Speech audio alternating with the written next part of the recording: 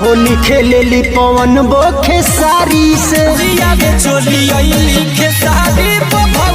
देखो ऐसा ऐसा गायक सन के मन करेला नु हेतना मत के खूंटा ले जाके एकनी के गणिये में हुर दी।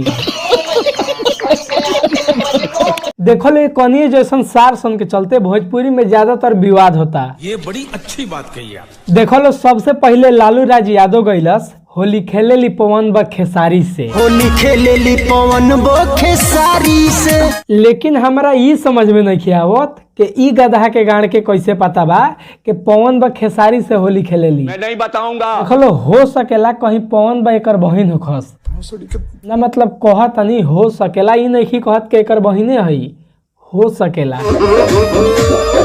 देखो लो यही गाना के रिप्लाई में हई गईले बा कि सियावे चोली अइली खेसारी बो भौजी।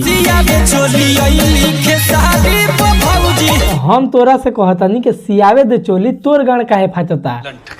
देखो लो शुरू में गईले बा होलिया में पवन भैया बनल बाड़े दर्जी। होलिया में पवन भैया बनल बाड़े दर्जी, मतलब पवन भैया के पास दोसर काम नहीं खे ना, गाना गावल छोड़ देल बड़न, दर्जी बनल बड़न। अरे चुतियापा कइल बंद करसन रे सार, कुछू मत गावसन, कुछ भी सार कुछू गा देता रसन भोसड़ी वाला रे, तनी के गावे नहीं खे आवत तो मत गावसन, साले मजाक बना के रखते हो। और गावत तो एगो ऐसन बड़सन के ट्रैक कहीं और जाता आ ये कहीं के आवाज कहीं और जाता। का बवासीर बना दिए हो। आवाज तो फाटल बांस के तरह बा, सरवा काए काए चिल्लाता रसन माइक लेके।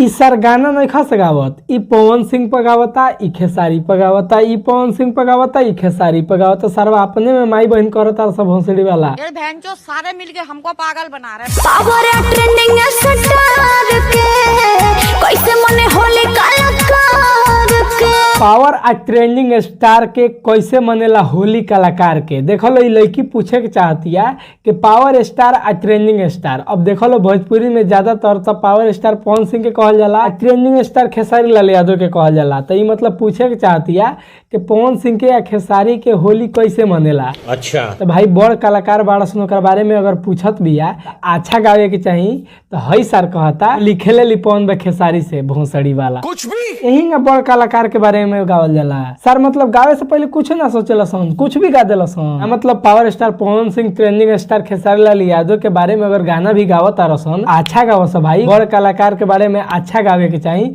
तो तनी के सार बाड़ा सन के कहता कि पवन बा तो ई कहता खेसारी बा, मतलब कहाँ तक अच्छा बावे, अच्छा लगता सार। चुतियापा बंद करसन, ऐसा ऐसा गाना मत गावसन सार। तनी के तो आवाजे नहीं खे गाना गावे लायक, काहे खातिर सार गावत रसन, खाली विवाद करावे खातिर एने से ओने, काहे खातिर बकचोदी करता रसन, मत गावसन सार। आ गाहू के बात अच्छा गाना गावसन सार, चुतियापा मत करसन, तुमसे ना हो पाएगा।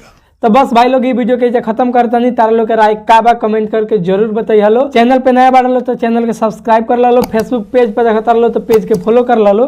तो चलो लो मिलो जी अगला वीडियो में, तब तक खाती बाय बाय।